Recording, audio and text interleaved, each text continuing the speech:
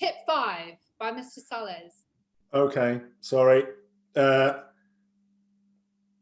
Focus on the ending. Okay, now this is super important. So if we go back to the big whys, why has the author written this? The most important reasons are nearly always revealed by the way they end the text. So endings are super important, and an author will never end a text in a way that doesn't fit the whole.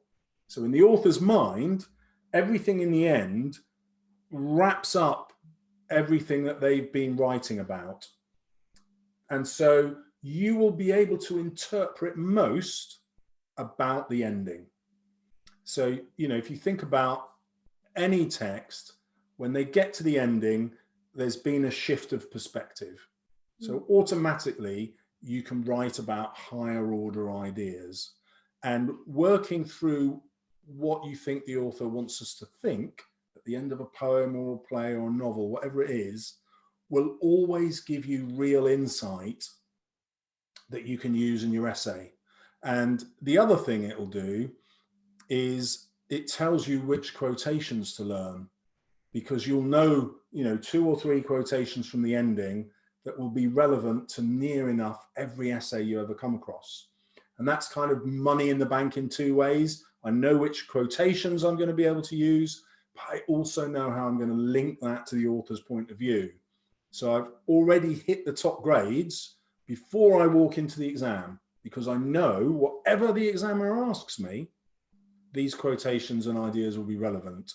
So go into the endings of the texts kind of obsessively in your revision. Right. Yeah, I actually think that's super interesting. I never really thought about this point.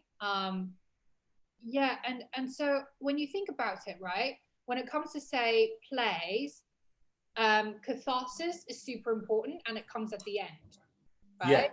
Yeah. Or when you think about, say, a Shakespearean sonnet, the rhyming couplet is super important, and it comes at the end, right? So yeah, so I think that's a really good tip. And also I think I think some students, I guess, well, I'm not making an assumption here, even though I kind of am. I think some students just try to just because some students don't want to really read a long text. I sometimes feel like a lot of students just tend to think, oh, I'm just going to actually prepare for maybe, say, first 3 acts or something, and then they think that's probably enough.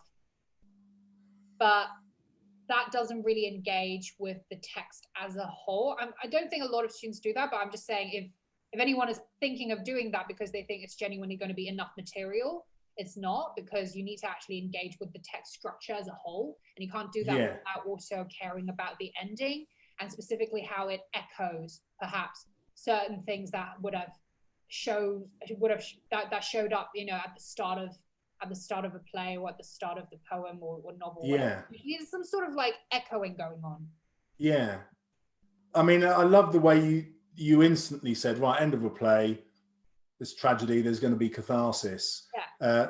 And so, you look at the ending of Macbeth and you think, oh, it ends when Macduff kills Macbeth, and that's it. But no, there's this, what seems to a modern audience, pointless bit about Malcolm coming on again and saying, oh yeah, order's restored, everything's going to be great.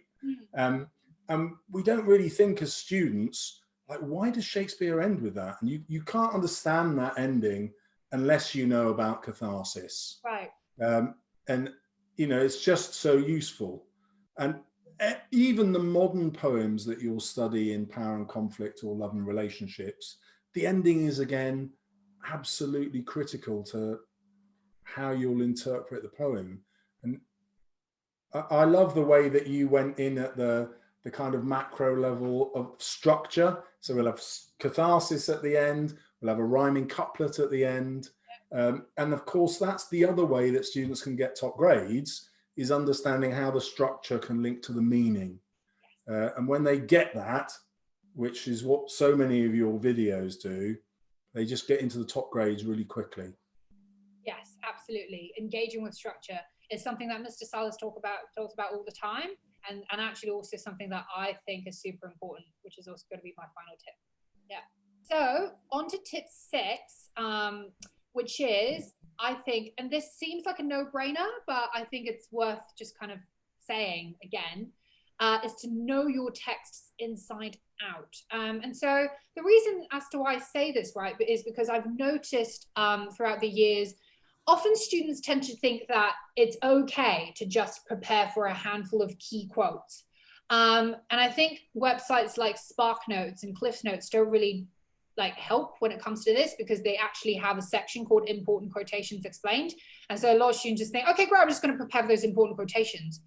But I think it's really important to know your text like the back of your hand. It's so important because, and there's no shortcut to doing this, right? You're just going to have to read the text again and again. And the funny thing is, the more you read a text, every single time, like the more you're going to find that you look at it slightly differently.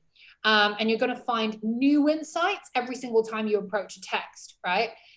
Even though technically you're just reading the same text. So personally, I would recommend just reading through each primary text cover to cover at least once a month, 6 months before your exams. I don't know if that's just being too ambitious. People like, some of you might be commenting below being like, who has time for that? But I genuinely think that is the best way to prepare. Even if you don't, it's almost like you're not really preparing for it, right? Obviously, if you hate your text, then I can't really do anything about that. But yeah, like it's like you're just reading a book, right? Or reading a play. And so obviously for poetry, this would be actually reading through the entire cluster. It would be best if you guys do this as a conscious annotative reading, like, and this is especially important when you're nearer to the actual exam. But even at the start, it's okay, I think, to just, read through the text, not necessarily getting every detail. So it's about establishing a certain level of familiarity, right, with your impression of the characters, the language, and the structure. And I think this is also really helpful when it comes to picking up on things about minor characters. So like minor characters who usually people don't really pay attention to, but the more you read a text, the more you realize that actually they also have a function. And this is also going to be able to give you guys an edge, because perhaps, there'll be an essay question where you can show your unique perspective on minor characters, whereas like all the other people are just talking about Macbeth and Lady Macbeth and Romeo and Juliet, what have you. And that's kind of like, yeah, yawn, I've seen that before. Okay, so I think just be mindful. This is not so much of like a quick tip, but it's kind of like a gradual, more immersive process. So the earlier you guys start, the better your position would be come time for the exam. What do you think, Mr. Salles? Yeah, I 100% agree with that. I'm going to give you an alternative perspective in a minute, but I do 100% agree with that. And those are the kinds of students that I make videos for most of the time. It's like people who are passionate about English. However, there are loads of viewers who just, like, English is a chore. Yeah, they come to videos for like quick ways round. And I've got two students in mind. One is my neighbor and one is my son. So my neighbor's doing GCSEs at the minute, and his grandmother bought my guides to teach him. And after a while I said, what's he making of the guides? And she said, oh, I can't give them to him. He won't read them because they're full of words. And I thought, actually, there must be a lot of students. I mean, when I used to teach A-level, I even had students at A-level say, so is there video I can watch? Like, not like the videos that we make, but just, can I watch the whole story as a video? So I've got a solution for people who just hate literature. And then the other student is my son, who's very academic, but English, he told me, was his 9th subject out of the 12 that he studied. English came out as number 9, like he wasn't interested. And so I filmed all the revision that we did together, put it on my channel. I saw that. At that stage, your inspector calls you could take into the exam. And so we're revising inspector calls. And I said to him, what quotations are you going to use? And he said, the ones that are in the back of the book. I said, what do you mean? So at the back of the book, there was like a summary of the top 5 quotations about each character, or, the top 5 quotations for each act. And he said, whatever the question is, I'm going to use those quotations. And I thought that was insane, because why would you do that? But actually, if you say, right, I only know 20 quotations and I'm going to use these no matter what, it forces you to be incredibly creative in how you link ideas. And it stunned me that you could write brilliant answers on hardly any quotations. You still need to know the text reasonably well, because you need to know what to link the quotations to. But if I were taking GCSEs now and I didn't like English, I wouldn't obsess about lots and lots of quotations. I'd be thinking, right, how can I limit it to 20? And I'm going to use these no matter what. So, for example, A Christmas Carol starts with, Marley was dead to begin with. Now, I love that quotation, and I've written 7 essays so far and never used it. But when I was preparing for this, I thought, actually, if I had to use it, because I only had 20 quotations in my head, could I link it to all of the 7 essays that I've written? Yes, I could. And so I would try that as an alternative. If you're not someone who likes literature, just memorize 20 quotations and use them no matter what. Ideally, it would be a combination of what I said and what you said. Obviously, know your texts, read them, and have 20 quotes prepared. That would be ideal, right? Yeah. But if you don't like English, well then, yes, go with Mr. Salles. So. Well, they're probably watching somebody else. Yeah, you probably wouldn't be watching this. But okay, anyway, so yeah, tip 7 from you. All right, I have no idea. What is it? You can tell me. Look for gaps. Oh, yeah.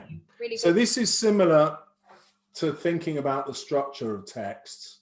But when you know a text well, you suddenly find out why things are there or why things are missing. So, for example, if I start with Macbeth, Macbeth writes this letter to Lady Macbeth telling her what the witches have told him, and then he turns up like 20 minutes later. Like, there's no explanation for that. Why would he do that? There's almost no point. But so when you start thinking, right, what motivates him to get Lady Macbeth thinking about the prophecies before he arrives? Oh, maybe it's because he wants her to come up with a plot that he can fall in with and say, great idea, let's kill the king. Otherwise, it doesn't make sense for him to send the letter if he's just going to arrive straight after. Another really interesting gap is when Duncan arrives with everybody to have this great celebration at Macbeth's house, Macbeth's not there. Well, why? Well, the only explanation for me is that when Shakespeare's written the business of stagecraft, getting from one scene to the next, Macbeth's got to change his outfit. Yeah. Why? Well, because the idea is he's arrived to talk to Lady Macbeth in the same battle gear he was in when he defeated the Norwegians. So at the beginning of the play, the only explanation that works for me is that he's compressed time, as you would in a tragedy, in order to get Macbeth home, totally unrealistically. You know, it's 120 miles. It would have taken days, but he's done it the same day. And that then has all sorts of other implications later on in the play, like when Banquo says, I dreamed of the witches last night. That must mean he dreamt of them before they actually met them, which then changes your interpretation of Banquo. And that, you know, there are other gaps, like why does Lady Macbeth die off stage? Why don't we see the killing of Duncan? And once you get into these sorts of things, you get a much deeper understanding of the play. And so I approach every text like that. Why are these gaps there? What meaning can I take from those? It's kind of, I guess, an advanced technique, because you have to know the text well to spot the gaps. Right. But I find that the most interesting way of exploring what was on the writer's mind. Actually, the question of what even is a gap is interesting. Like, how do you tell if something is a gap? So you need to actually be able to have thought about the text quite a lot before something would even show up as, oh, bizarre, why, why this? Yes. Yes. I was going to ask you, what would you consider to be a gap in a poem? So, well, let's take My Last Duchess. Yeah. He never says he killed his wife. He never says to the Count's representative, I'm considering other offers, like from other prospective Counts, presumably. But it's implied in the text. And so then you think, well, if he's kind of hinted to all these people that he had his last wife killed, why are these Counts still willing to marry their daughters to him? Like, how does that work? He says about Frau Pandolf, that his wife must have been flirting and he must have been flirting with her. And then later on, he says he was there all the time. Right. Like, so how has he got into his head that they were flirting when he's got no evidence they were flirting and he was there? And then the other thing that is a gap to us, but not to readers at the time, Fry is short for friar. So this painter is a monk.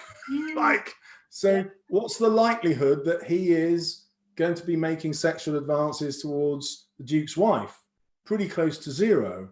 Right. Well, why doesn't the Duke tell us that actually it was obviously there was no flirtation going on at all, because it's so unlikely. Yeah. But instead he tells us that there must have been some sort of flirtation. And those sorts of gaps, like you use the word bizarre, which I like. It's when you look at a text and you think, God, that's really weird. Like, why have they done that? Yeah. Why have they not told me that? When you get those questions, then the text comes alive, and then that links into the author's purpose. If we were to kind of think about these questions, I think that actually then leads us to the natural and I think rewarding place of thinking, okay, well then what is the function of a dramatic monologue, right? Yes. The sort of potential that it allows for deceit, when it comes to, say, presenting a case, presenting what the speaker is saying is truth, but of course isn't the objective truth, right? Yeah. How the form, which is super important, right? Form facilitates for this sort of possibility. And it's only through looking at these gaps that we'll be able to reach that place of thinking, oh, okay, this is what the form enables us to do. And that leads us to, a good interpretation. I was actually thinking in terms of gaps in poetry, right? I was thinking in terms of, say, metrical gaps, or in terms of visual gaps. So say, for example, with Letters from Yorkshire by Maura Dooley, I think there are gaps as well, in terms of, say, the lines not really being aligned, certain lines just kind of being indented. Particularly, I think there are other poems that are like that. And I think it's always worth thinking about just kind of why there are those gaps in terms of meter. Why is there a missing rhythmic unit, a missing foot, right? I think all of those would also be gaps that are really important, I think, for poetry analysis. Because I think one of my big principles when it comes to coming up with interpretation and analysis is to look for places of not only similarity, but things places that stick out, like contrast, places that stick out. So if something, is missing, then obviously it's something that's important for us to look at. And it would be, a gap in that sense, whether it be visual, metrical, or cognitive or what have you. Yeah. Yeah, when you look at those breaks in meter where suddenly there's, a stress in the wrong place, or in a Shakespeare play where characters are sharing a 10-syllable line and suddenly it's 11 or 12 syllables, they're really disruptive. Or often you'll get a poem that's not supposed to rhyme, and suddenly the poet will introduce some internal rhyme somewhere in the lines.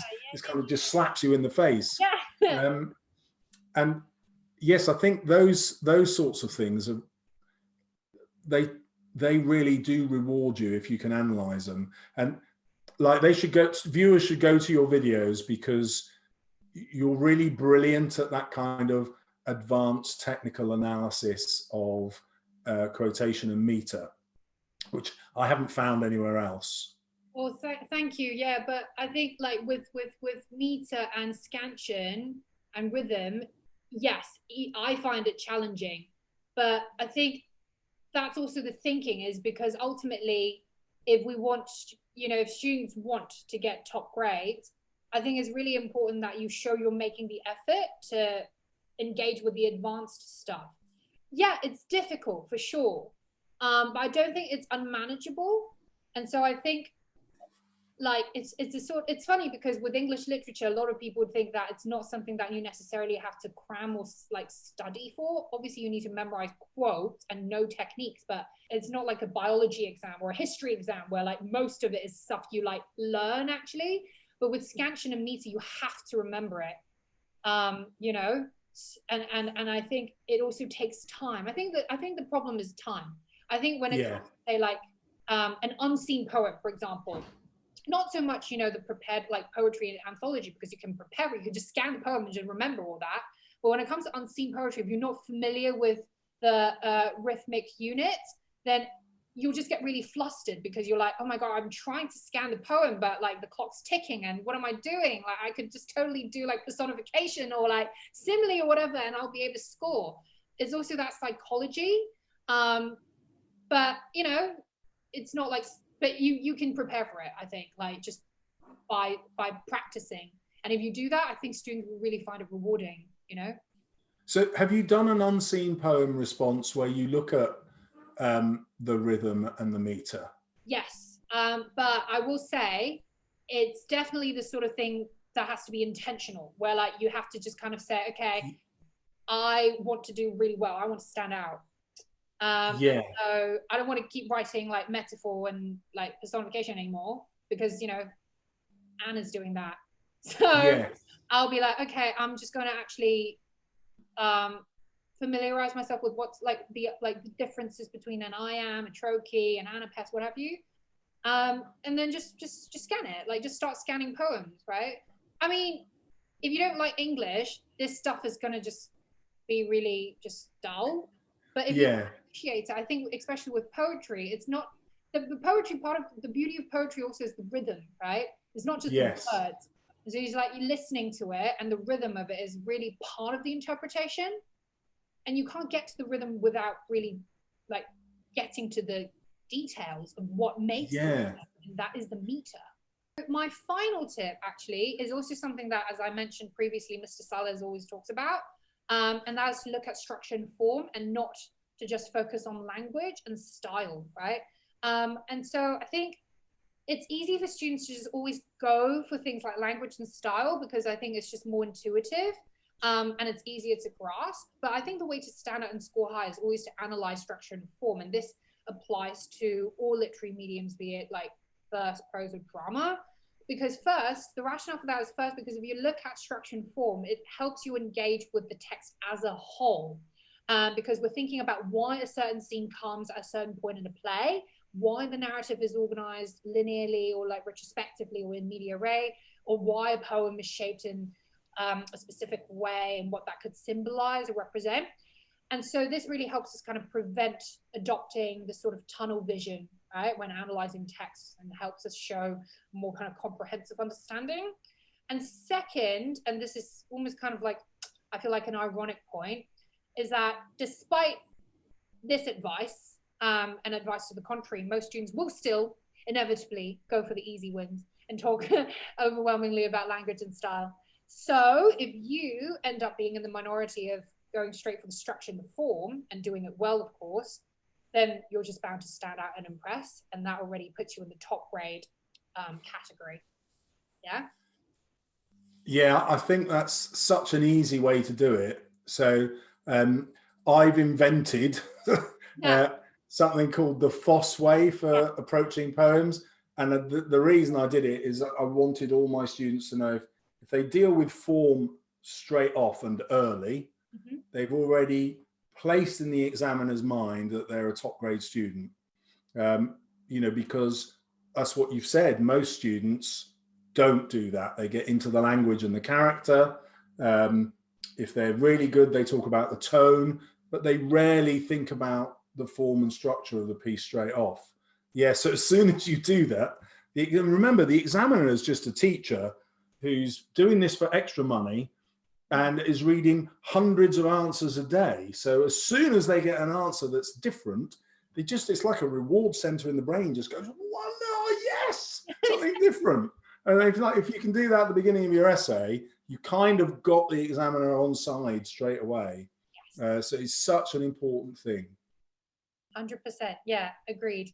So yes, that's basically our top tips. So really hope that this helps you with your revision. Would be great if you can subscribe to Mr. Salles' channel and also my channel. I think, you know, obviously I would need a little bit more help, guys. Yeah, that's right.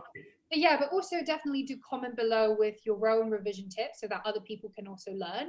And for us to just kind of share ideas with each other and to just do well.